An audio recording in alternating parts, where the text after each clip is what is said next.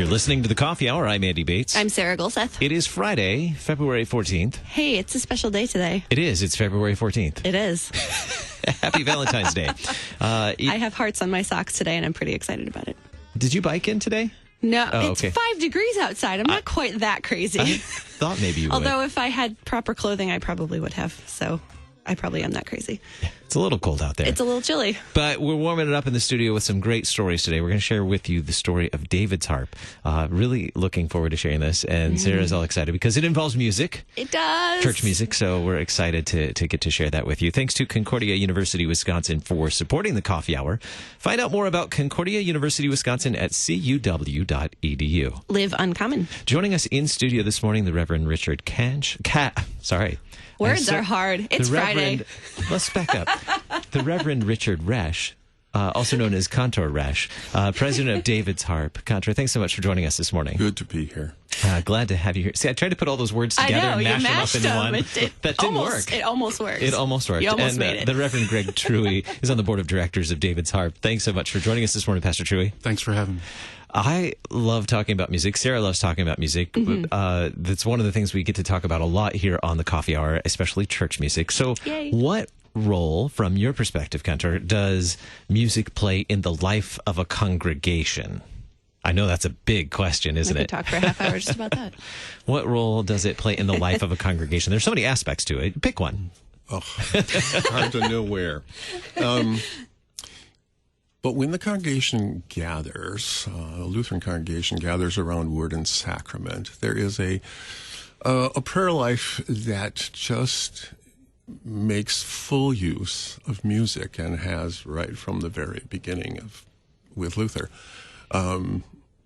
Luther could not imagine life without singing, and he brought that into all aspects of his own ministry. And then in actually the writing of catechetical hymns and hymns for different parts of the church's life. I mean, music was an integral part from the beginning. And so it is for us, every time we gather, we are a singing church. We just love to sing. Mm-hmm. It is a part of our identity, clearly. Clearly, yes. I'm very okay with that. How does that play into raising up the young people of our congregations? Why is it so important to teach that importance to our children and our young people in our congregational life? Well, the church is actually a musical and a theological environment that you are bringing a child up in. And that is going to be different from the rest of the musical environment of their life. And so what we have in our churches and what we're giving our children to sing is actually going to shape them almost more than anything else as Lutherans. Mm-hmm. And that's why it's so important that the texts are solid. And actually, I think, too, that the music is actually going to represent what we want them to be singing for the rest of their life. Mm-hmm. We could take that opportunity to be that influence at that very important stage in their life as young people. Pastor Truey is a parish pastor. Mm-hmm. I'd like to hear your thoughts on the role of music in a congregation and also raising up young musicians. Yeah, sure. So, in Colossians, Paul talks about letting the word of Christ dwell in you richly. And he talks about doing that through teaching and admonishing and all wisdom. And we oftentimes think of the church and the pastoral task in the pulpit, sure, and in Bible class, catechesis, confirmation class, what you will, but what he says next is also important. He says singing psalms and hymns and spiritual songs with thanksgiving. And he's talking about that in the context of letting the word of Christ dwell in you richly, so that singing hymns and psalms and spirit-inspired songs are actually a way that we teach the faith and allow the word of Christ to dwell in you richly. So the church that sings faithful texts, and includes the children in that, is actually allowing the word of Christ to dwell in the whole family richly. And then those little ones who are learning those tunes and those texts, just like they know the jingles on the cartoons that they watch, are having not just a jingle about the Lego implanted into their hearts, but the Word of God, which is sharper than any two-edged sword, so that it's actually youth ministry, right? Like we think about youth ministry going to, Friday night bowling or something like that, right? But actually being thoughtful about what we're singing and how we're singing, and then raising up children and their parents to use song in that task is powerful, and it really is the work of the Spirit in allowing the Word of Christ to dwell in them. What would parish life be like if you didn't have great music in your parish? Oh, sad. I think I'm making him cry. So sad. Very sad. Would there be parish life without music? Yeah. That is a good question. Sorry, I didn't make everybody cry on Right. Valentine's Day. I love my hymnal. Take it from me. But seriously, what a gift it is Yes. for all those things that you pointed out, for teaching, and for comfort in those moments. Think of, as a parish pastor, when do you use hymns in pastoral care? Yeah, so pastoral care, and Luther understood this, right, in catechesis. So this is why he wrote hymns for each of the chief parts of the catechism, right? So while your child is memorizing the third article of the creed and its meaning, we have a hymn to help drive those teachings in. And then you might find that you're mowing the lawn on your day off, or your kids are playing ball and they're still singing those texts, and the Word of God is still bouncing around in their mind and guiding them throughout the week. And it just becomes a part of who we are, right? This identity as Christians. Yeah, Cantor, how does this legacy maybe of teaching people music, how does that then branch out into the community? How can it be a benefit to a community surrounding a congregation? Well, should I at this point lead into David's harp? Because yes. Go for it. That's a beautiful lead-in question. Thank you. Okay, we are David's Harp is an organization or a way of thinking about how we can reach out with the gospel using music. Mm-hmm. And so about 10 years ago, in Council Bluffs, Pastor Nathan Sherrill started a music conservatory idea. And it brought in children from outside of the church, really from the whole community, to have music lessons within the church's setting, with all of the preaching that goes on in the artwork and everything, all the ecclesiastical art, and just it would cause questions when the children would come in and their parents would come in, and they would sit and wait, and they would be looking around the church's library and getting excited maybe and asking questions.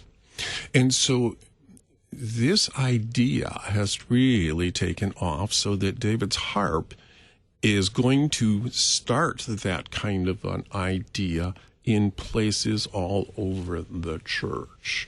That idea of bringing the community in to the church, and as a result, there have been baptisms. Mm-hmm. There have been whole families coming in and becoming catechized and becoming members. And it is exciting what has happened now in Council Bluffs. They have over 200 students and 20 teachers.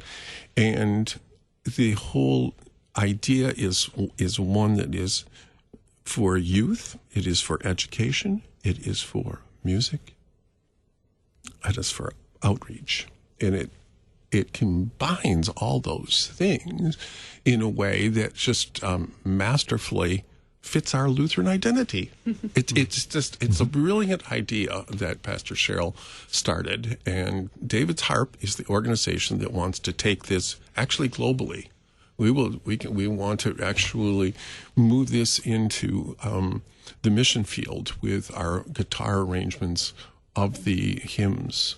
And the hymns that are being taught and the resources are all right from our hymnal. That's a key part.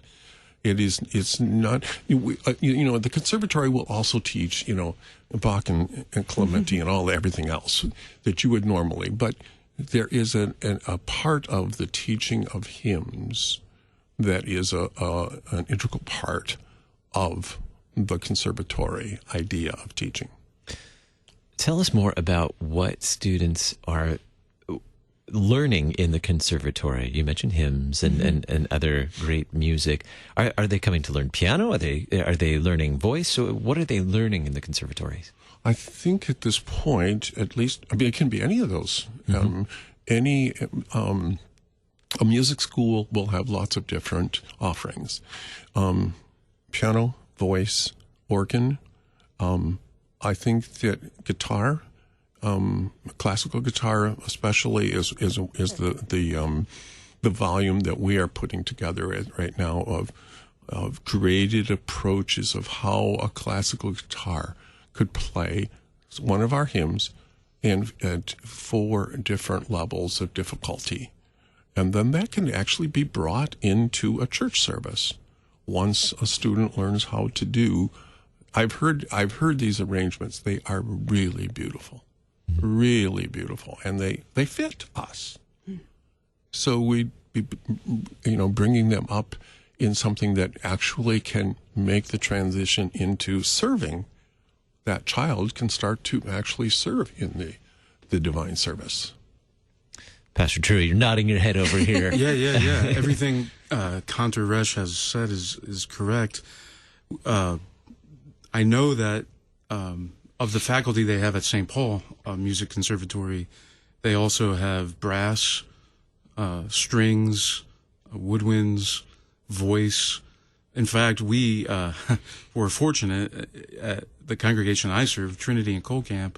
One of their faculty members relocated to our area at about the same time that our people were beginning to think about starting one of these music conservatories in Colcamp. So they lost one of their teachers, and he became part of our original 4, which we just started February 1st. But so he teaches voice, brass, and piano. And so what you're able to offer depends upon who your teachers are, but it's not restricted to any one instrument. We want to enrich lives through music, using all of God's gifts in terms of the instrumentation.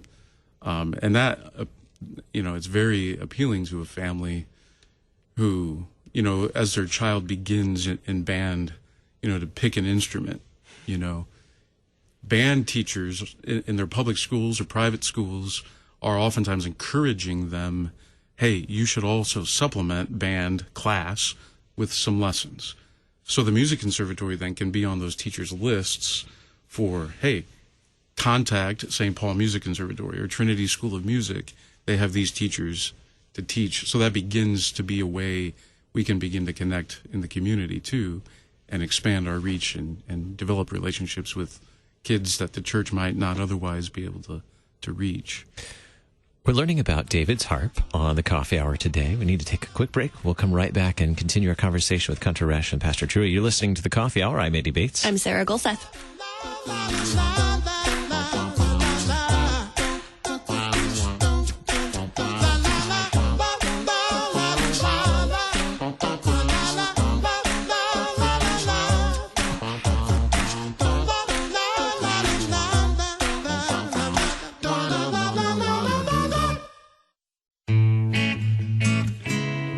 I'm Pastor Mark Hawkinson, host of Moments of Assurance. Jesus said, if anyone enters by me, he shall be saved.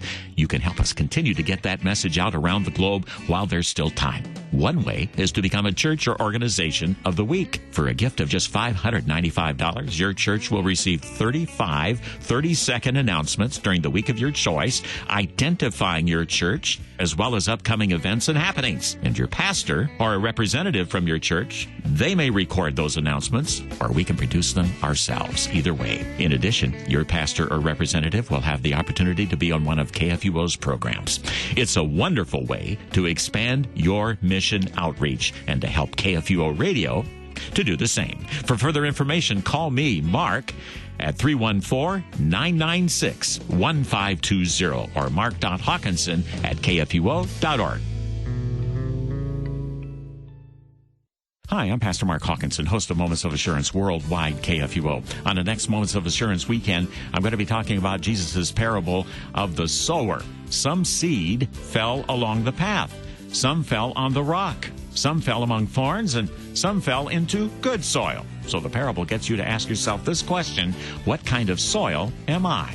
I'll talk about it this Saturday and Sunday morning, 7:45 a.m. Central Daylight Time, worldwide KFUO.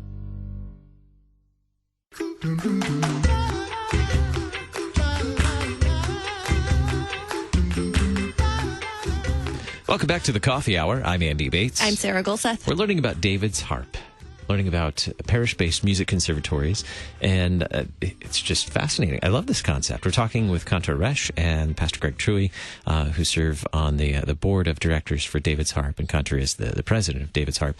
Before we went to break, learning about how an organization or a conservatory like this can serve in the community, can help a congregation connect with their community, and had a lovely conversation about the role of music in the life of a parish. Share with us, Pastor Truey, since this is fairly new to your congregation, share with us a little bit of the story of that process of adopting this idea and bringing it to fruition. So for years, I've been kind of dreaming about the possibility of what music could do. In a previous parish that I served, we had kind of begun to think through some of these questions, and I didn't even know St. Paul Music Conservatory existed at the time. So I arrived in Cole Camp 3 years ago, and I'm still dreaming about this. So this past September, finally, I took 3 people from Trinity up to St. Paul to observe the operation, to see what a day in the life of the music conservatory is. And it changed everything for Trinity, because now it wasn't, me being excited about something and sort of pushing it upon the congregation, but we had 3 lay persons who saw this and brought that excitement and began to share that excitement. And so from September until February 1st, it was a wonderful series of events that it's really an amazing story how quickly things came together, where St. Paul was able to advise us and kind of share their experience and their wisdom, which is what now David's Harp is going to be able to do with congregations, schools, missionaries, wherever, to help them think through those questions. But everything from startup costs to how does the payment work for teachers, all of those things, they were able to guide us and help us think through to present to our congregation in a way that it was well received and well supported, and had we've been supported, but it actually has not had a whole lot of impact on the congregation's operating budget. In fact, it can have a positive impact on that, the way things are set up. Mm-hmm. What are some of those hurdles, those initial hurdles that you were able to overcome, and that David's Harp will help congregations move past in order to get one of these started? So I originally always thought about, we're having to create an entity, like a separate organization, 501c3 or something like that. And going to St. Paul, they said, no, you already have leaders in your congregation. You already have an organizational structure. You just use decide which board or committee is going to provide some oversight. And if you have people who are passionate about this, give them the freedom to start thinking about this. So that's what we did. And that was like, whoa, we're not having to establish a completely different organization. It changed everything. And then the startup costs, right? Many of our congregations will have a piano or 2 or 3 in their facilities already. They have Sunday school rooms that sit there empty during the week, right? And imagine if you could, with a little planning, make those spaces usable during the week for ministry, and in a community where you have teachers who want to teach and students who want to take lessons, but that teacher's having to drive to 12 different houses all throughout the county, that's not convenient for them. Or the parent who has 5 kids and now they have a lesson going on in their living room and they're on pins and needles trying to keep the rest of the kids quiet, like I'm doing or have been doing for the last 5 years, on Wednesdays when piano lessons would occur, to provide a space where the teacher can go to one spot and you're able to provide them with a room and instruments, and the families can all go to one spot, right? It's a real benefit to the teacher, to the student, and to the congregation then, as the whole body begins to see how music is enriching lives. And so explaining that to the people, allowing them to see how that could work in a congregation is really the goal, the hurdle. And once they see that, it just becomes handling, scheduling issues and things like that you got to work through with leadership. Sure. Another one of the priorities of St. Paul and now David's Harp is producing excellent resources as well. Yeah. Cantor, would you like to tell us about some of the resources and the direction of resources from David's Harp? Yes, we started out with a graded approach resource of 8 hymns. And they're hymns right from our hymnal. And then we put together some books that have magnificent original artwork in there by Ed Rihas all the way through. And then there are some actual prose that help you to understand what the text of a hymn is like or about. And then there are 4, a very easy first setting, a little bit more complex second, third, and fourth setting. We have, at this point, 2 of these books produced, and we have a third one that is in the works and just ready to go to press, and then we have a guitar edition of one that is ready to go to press also. We have the goal of having 10 of these books, and then one for Christmas, and then one that's just Martin Luther hymns. We have so many projects, and these are going to be the resources that all of the David's Harp schools could make use of, and that's how we would actually be taking money back in, is through the resources that we are producing. Because a congregation is not going to pay anything to be a part of David's Harp, but they will use our resources, and that will benefit us in the end. Sure. What is an ideal congregation to partner with David's Harp? A congregation that has for the facilities, maybe just sitting there, but also some teachers and some gifted people right in the parish who really would like to voice or trumpet or even percussion, whatever. If that resource is already in your parish and then you've got the facilities, then all you have to do is just think about how you're going to bring the community into this. How to organize and bring the community in. We have just about a minute and a half left. How can we learn more about David's Harp and what we can expect in the coming year? So there's a website, stpaulmusicconservatory.org. So David's Harp information is still located on the St. Paul Music Conservatory website for now. There is also a dedicated Facebook page for David's Harp. And or you could give Pastor Sherrill a call. Look him up. His information is on that website and at Facebook, and he would be most delighted to talk to any pastor, leader in a congregation, school principal. We've been talking about congregations, but a school with classrooms or where they have a music teacher ready to go, that would be an ideal situation. They can, Pastor Sherrill would be most happy to begin a conversation and then help them think these questions through. Very good. And just under half a minute left, what are we looking forward to this year?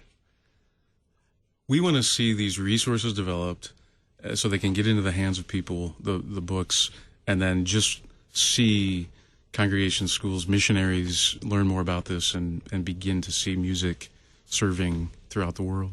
We're getting calls almost every day from all over the country, really. This idea is taking off. Very good. The Reverend Richard Resch, president of David's Harp. Thank you so much, Cantor. Yes. And the Reverend Greg Truey, board of directors for David's Harp. Thanks so much for being our guest today.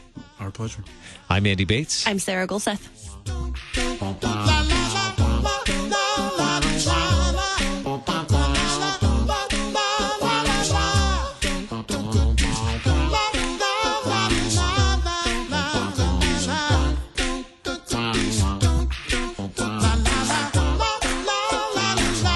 The Coffee Hour with Andy and Sarah is a production of KFUO. To support the Coffee Hour and KFUO Radio, visit KFUO.org. You can also text KFUO to 41444 or send an email to gifts@KFUO.org. And you can call us at 800-844-0524. KFUO. Christ for you, anytime, anywhere.